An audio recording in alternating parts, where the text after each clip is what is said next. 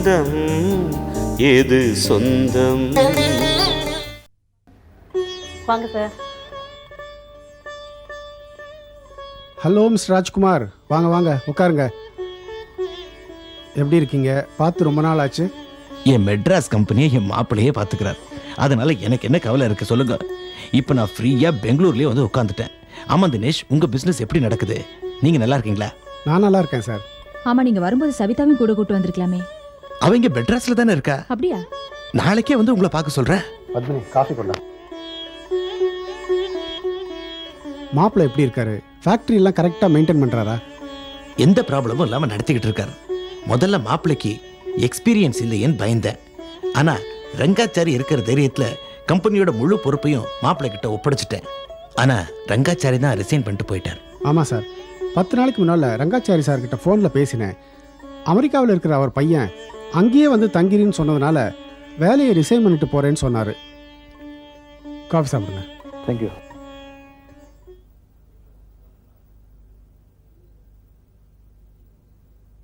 அவர் வேலை விட்டு போனது எனக்கு கை உடைஞ்ச மாதிரி இருக்கு. மெட்ராஸ்ல இருக்கிற கர்நாடகா கிரானைட்ஸை பத்தி நான் இது வரைக்கும் கவலைப்பட்டதே கிடையாது. இப்ப மன வருத்தமா இருக்கு.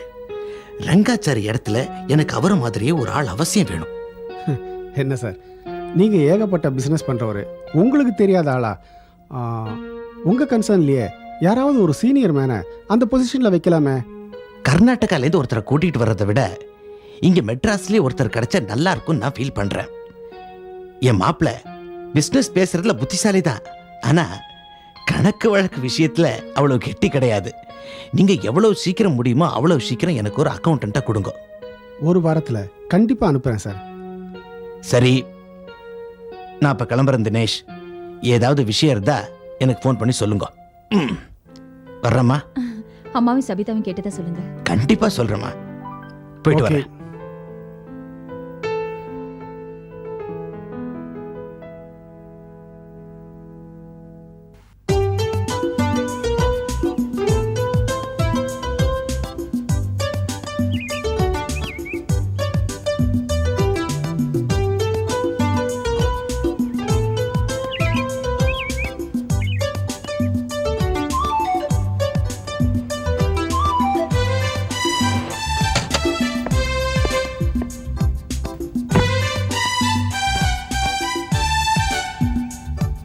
சமந்தா, கார்த்திக் ஒரு டென்ஷன் பார்ட்டி.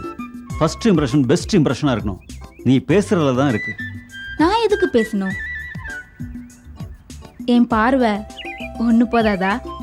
உன் பாஸ் என் பர்ஸ்குள்ள வந்துடுவார். வா பார்க்கலாம். கொஞ்ச நேரம் வெயிட் பண்ணட்டுமே. இதுவே அதிகம் சமந்தா, வா போலாம். ஓகே.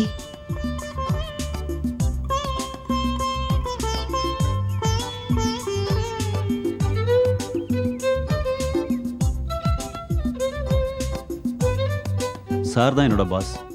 சார், நான் சொன்ன சமந்தா இவங்க தான். ஹலோ. ஹலோ, உட்காருங்க.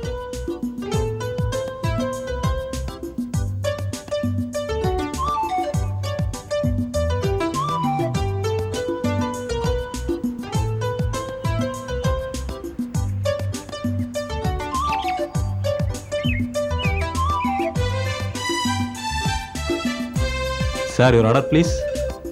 என்ன சாப்பிட்றீங்க? ஏதாவது கூலா, ஏதாவது ஐஸ்கிரீம். ஸ்ரீநாத் என்கிட்ட எல்லாத்தையும் சொன்னார் சார். உங்களுக்கு ஓகேனா நாளைக்கே என் வேலையை நான் ரிசைன் பண்ணிட்டு வந்துடுறேன். எல்லாத்தையும் சொன்னார்னா? என்ன சொன்னார்? உங்கள் வீட்டில் இருக்க டென்ஷன், உங்களுக்கு ஆஃபீஸில் இருக்க டென்ஷன் எல்லாத்தையும் சொன்னார் சார். உங்களுக்கு ரிலாக்ஸ் ஆகிற மாதிரி தான் நான் நடந்துக்குவேன். என்னால் உங்களுக்கு டென்ஷன் குறையுமே தவிர ஏறாது. சமந்தா, உன்னை பார்த்ததுமே நான் பாதி ரிலாக்ஸ் ஆயிட்டேன். தாராளமாக நீ என்கிட்ட வேலை செய்யலாம். Thank you sir. சமந்தாவா யாருமே பிடிக்காதுன்னு சொல்ல மாட்டாங்க சார். ரெண்டாவது, நம்ம கன்சர்னோட வளர்ச்சிக்காக இரவும் பகலுமா உழைக்க கூட தயாராக இருக்காங்க. ஏன் நம்ம ஃபேக்டரியில் தங்க சொன்னா கூட தங்கிடுவா. அந்த அளவுக்கு சின்சியரானவ சமந்தா. சமந்தா சின்சியரான கேர்ள்னு பார்த்த உடனே தெரிஞ்சுக்கிட்டேன். தேங்க்யூ. அப்போ நான் நாளைக்கே வேலையில் வந்து ஜாயின் பண்ணிக்குவா sir? No no no no, அதுக்குன்னு சில ஃபார்மாலிட்டிஸ்லாம் இருக்குது. முதல்ல ஒரு அப்ளிகேஷன் போடுங்க, நாங்கள் முறைப்படி உங்களை இன்டர்வியூ பண்ணுவோம். அதுக்கப்புறம் மல்டிநேஷ்னல் கம்பெனி விட்டு வெளியே வந்தால் போதும். அதனால் வேலை இல்லைன்னு பயந்துடாதம்மா. என் இதயத்தில் உனக்கு வேலை கொடுத்துட்டேன். ஃபேக்ட்ரியில் முறைப்படி வேலை வாங்கி கொடுத்துட்றேன். ஓகேவா? Thank you sir. இனிமேல் நம்ம கம்பெனி முன்னுக்கு வந்துடும் சார். நான் கிளம்புறேன் சமந்தா. நீங்கள் 2 பேரும் பொறுமையாக சாப்பிட்டு வாங்க. Okay okay bye. பாய்.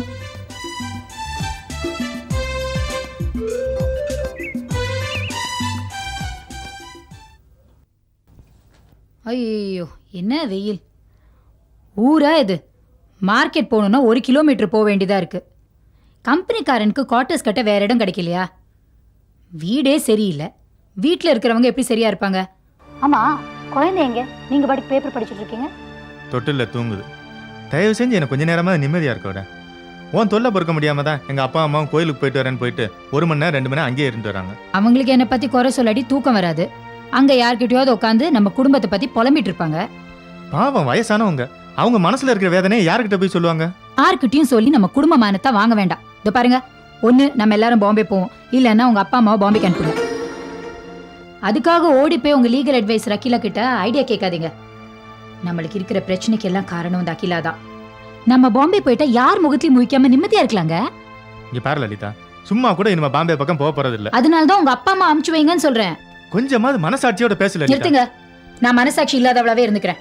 என்னால உங்க அப்பா அம்மாவோட மாற அடிச்சுக்க முடியாது. ஒண்ணு அவங்கள பாம்பேக்கு அனுப்புங்க, இல்லைன்னா ஒரு தனி வீடு பார்த்து நீங்களே வைங்க. நீ பாட்டுக்கு பேசிக்கிட்டே இரு. நான் எதையும் காதுல வாங்கிக்க போறது இல்ல. ச்சே, இந்த வீட்டுல கொஞ்ச நேரமா நிம்மதியா இருக்க முடியுதா? தொணன்னு பேசிக்கிட்டு இப்படி பேசி பேசி நீ மென்டலா ஆப்புற. நான் மென்டலா? அப்ப நீங்க என்ன? எவ்வளவு நாளைக்கு உங்க கொடி பறக்குதுன்னு நானும் பாத்துறேன். மென்டலா மென்டல் பெருசா சொல்ல வந்துட்டாங்க.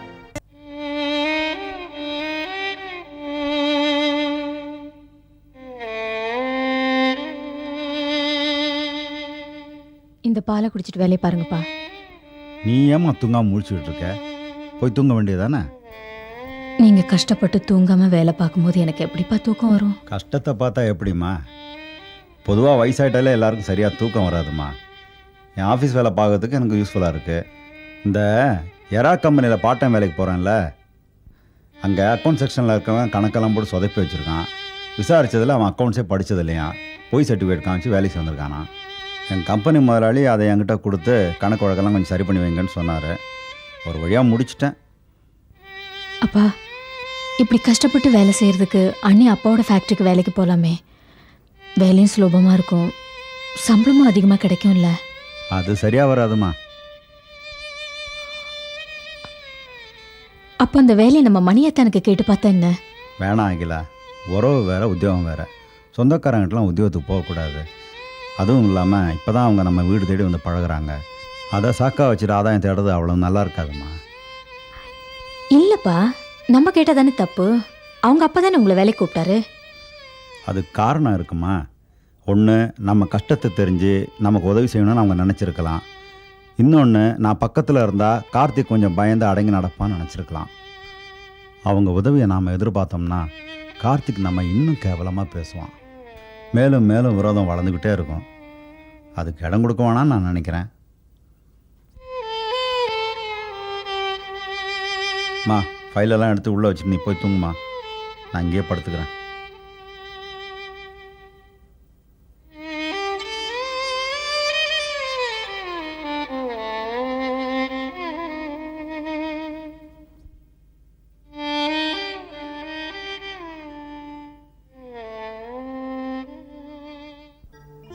வணக்கம் மேடம். அடடே, உட்காருமா. என்னங்க, யார் வந்திருக்கான்னு பாருங்க. அடடே அகிலாவா? உட்காருமா. பார்த்து ரொம்ப நாள் ஆச்சு. ஆமாம், எப்படி இருக்க? நல்லா இருக்கு சார். பவானி எப்படிமா இருக்கா? ஆ, நல்லா இருக்கா. முன்னெல்லாம் அடிக்கடி வீட்டுக்கு வருவா, இப்ப வரதே இல்லையே. ஸ்கூல் முடிஞ்சதும் இப்போ பேஸ்கெட் பால் ட்ரைனிங் போயிடுறா. இந்த வருஷம் state level competition level select பண்ணியிருக்காங்க. அவ பயங்கர பிஸி. ரொம்ப நல்ல விஷயமா. நல்லா என்கரேஜ் பண்ணுங்க. ஸ்போர்ட்ஸில் பெரிய ஆளாக வரட்டும். எங்கள் வீட்டில் யார் சார் ஸ்போர்ட்ஸை பற்றிலாம் நினைக்க போகிறா? வேதம் மம்மி தான் அவளை என்கரேஜ் பண்ணுவாங்க. சொல்லப்போனால் அவளை படிக்க வைக்கிறதே அவங்க தான். உன் சிஸ்டர் லலிதா இப்போ மெட்ராஸ்க்கே வந்துட்டு தான் கேள்விப்பட்டேன். ஆமாம் சார், பாம்பேயில் இருக்கிற ஃப்ளாட்டை விற்றுட்டு இங்கே வந்துட்டாங்க. அத்தான் இங்கே ஒரு ஆஃபீஸில் வேலை பார்த்துட்டு இருந்தார். சில காரணங்களுக்காக அந்த வேலையை விடும்படி ஆயிடுச்சு. அது விஷயமா பேச தான் வந்திருக்கேன். என்னம்மா, சும்மா சொல்லு. எங்கள் அத்தானுக்கு ஒரு வேலை வாங்கி தர முடியுமா சார்? உங்களுக்கே தெரியும், மெட்ராஸில் வேலை கிடைக்கிறது ரொம்ப கஷ்டம்னு. பாவம் ஒரு கம்பெனியாக அலைஞ்சிட்ருக்காரு. உங்ககிட்ட சொன்னால் நிச்சயமாக ஹெல்ப் பண்ணுவீங்கன்னு தெரியும். அதான் வந்தேன். என்னம்மா இது? எல்லாரும் மெட்ராஸ் விட்டுட்டு பாம்பேக்கு வேலையை தேடிட்டு போவாங்க.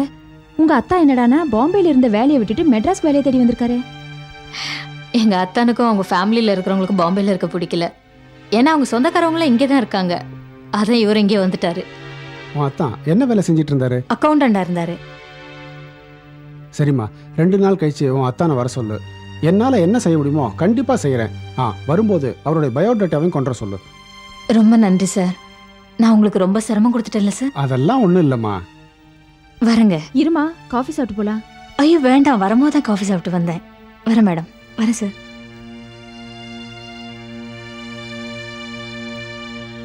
ரொம்ப நல்ல பொண்ணு இல்லைங்க. லக்கீகள். எப்படி சொல்றீங்க? உன்னுடைய காஃபி சாப்பிடாம தப்பிச்சு போயிட்டாலே அதான். பாத்தீங்களா? இப்போ நம்ம ரூட் எந்த பிரச்சனையும் இல்லாமல் ரொம்ப கிளியராக போயிட்டு இருக்கு. இது இப்படியே ஃபாலோ பண்ணால் நமக்கு எந்த பிரச்சனையும் வராது. நான் இருக்கும்போது நீங்கள் ஏன் சார் கவலைப்படுறீங்க? எந்த பிரச்சனையும் வராமல் நான் பார்த்துக்கிறேன் சார். சார், உங்களை பார்க்க ஒரு பொண்ணு வந்திருக்கு சார். சமந்தா வந்துட்டான்னு நினைக்கிறேன் சார். சரி, நீ போ. Okay sir.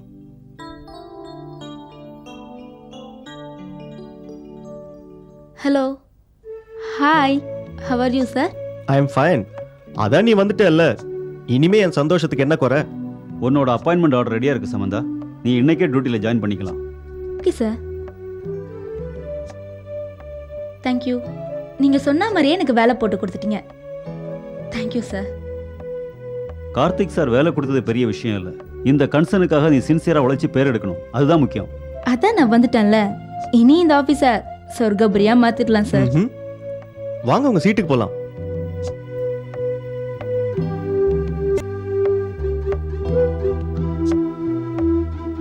ஸ்டாஃப், இவங்க தான் நம்ம ஆபீஸ்ல புதுசா சேர்ந்திருக்கிற senior accountant Samantha. Miss Samantha. Hello hello. Sit down. Hello, hi. இதான் உங்க சீட்.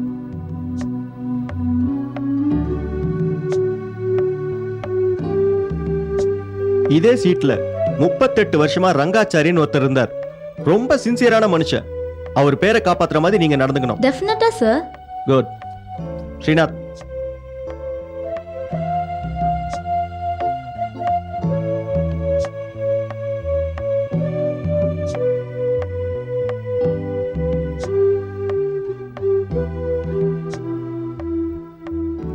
ஸ்ரீநாத், மத்தியானம் லஞ்சுக்கு ரெடி பண்ணு. ரெடி பண்ணிட்டேன் சார். உங்கள் மாத்திரை டெக்னிக்லாம் சமந்தா கிட்ட யூஸ் பண்ண வேண்டியதே இல்லை. நீங்கள் ஓகேனா ஓகே. ஓகே ஓகே, பார்த்தாலே தெரியுது. அதான் நான் இன்னைக்கு ரொம்ப சந்தோஷமா இருக்கேன். சார், என்ன? அக்கௌண்டன்ட் வேலைக்கு யாரும் வந்திருக்காங்க சார். அதான் அந்த பொண்ணு உட்கார வச்சாச்சே. எவனாவது அப்ளிகேஷன் போட்டுட்டு ஃபைலை தூக்கிட்டு வந்திருப்பான். நோ வேகன்சின்னு சொல்லு போ. அதை நானே சொல்லியிருப்பேனே.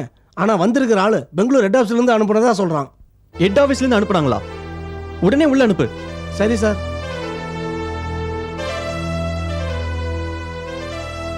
என்ன சார்? யாரா இருந்தா என்ன, பணத்தை கொடுத்து பேசி அனுப்பிடுவோம். எனக்கு சமந்தா தான் முக்கியம். ஹலோ கார்த்திக், ஒரு குட் நியூஸ். நானும் உங்கள் கம்பெனிக்கே வேலைக்கு வந்துட்டேன். ஒரு ப்ளசன்ட் ஷாக்காக இருக்கட்டும் தான் முன்கூட்டியே உங்களுக்கு சொல்லலை. இந்தாங்க அப்பாயின்மெண்ட் ஆர்டர்.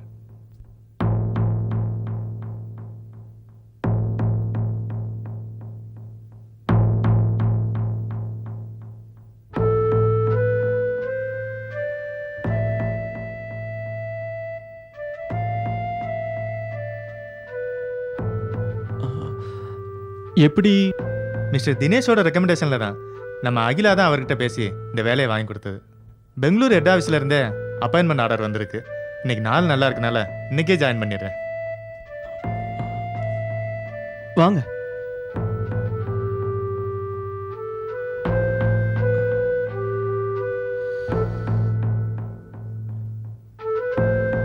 சமந்தா, ஒரு நிமிஷம் இப்படி வா. யாராவது அப்பாயிண்ட் ஆகிற வரைக்கும் இந்த பொண்ணு இருக்கட்டுமேன்னு டெம்பரவரியாக அப்பாயிண்ட் பண்ணேன். இதுதான் உங்கள் சீட்டு.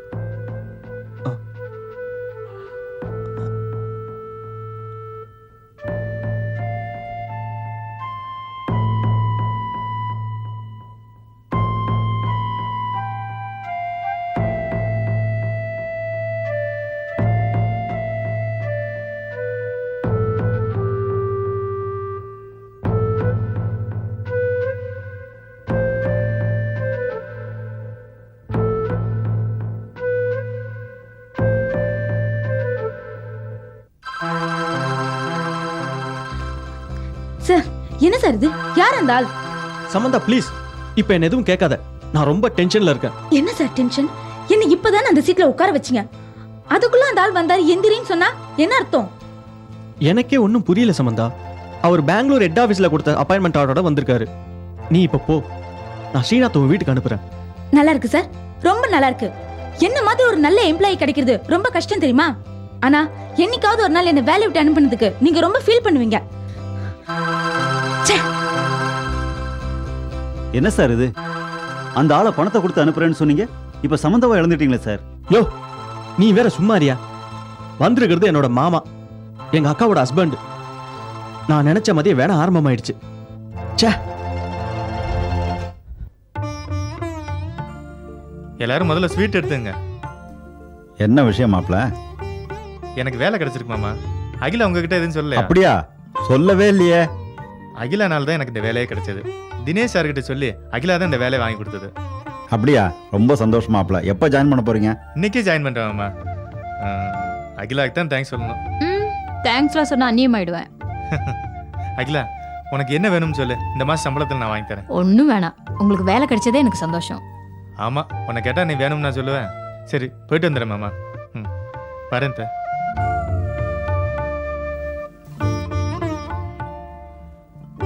என்னம்மா, தினேஷ் கிட்ட சொல்லி வேலை வாங்கி கொடுத்த விஷயம் என்கிட்ட சொல்லவே இல்லையே. நம்ம லலிதாக்காவால் தான் அத்தானுக்கு வேலை போச்சு. பாவம், அவர் வேலை இல்லாமல் சுற்றிட்டு இருக்கிறத பார்க்க என்னமோ மாதிரி இருந்துச்சு. அதான் தினேஷ் சார்கிட்ட அத்தானை பற்றி சொன்னேன். அவரும் ஒரு வேலையை ஏற்பாடு பண்ணி கொடுத்துட்டாரு. நம்ம அண்ணியோட அப்பா ஃபேக்ட்ரியில் உங்களுக்கு சொன்ன வேலை இல்லை, அதே வேலை தான். ஏன்ப்பா அப்படி பார்க்குறீங்க? இல்லைம்மா, மணிவாசம் அங்கே போய் வேலை செய்கிறது சரியா இருக்குமா? ஏங்க மாப்பிள்ள அங்கே வேலைக்கு போகிறதுனால அவருக்கு என்ன பிரச்சனை? உன் பையனை பற்றி உனக்கு தெரியாதா? அவன் தான் பிரச்சனையே. கொஞ்சம் கூட வரமுறை தெரியாத பையன். பணத்துக்காக கிரிமினலாக மாறிக்கிட்டு வரவன். நம்ம மணிவாசகம் அப்படியா? முறையாக வளர்ந்தவன், சாதுவான குணம். அவனுக்கும் இவனுக்கும் எப்படி ஒத்து வரும்? இல்லைப்பா, அத்தான் அவர் வேலையை பார்க்க போகிறாரு, அண்ணன் அதனோட வேலையை பார்க்க போகுது. வெளியே தானே அவங்க சொந்தக்காரவங்க. அப்படியே அண்ணன் வரம்பு மீறினாலும் அத்தான் அனுசரித்து போயிடுவார்ப்பா. ஆமாங்க, அகிலா சொல்றதும் சரிதானே.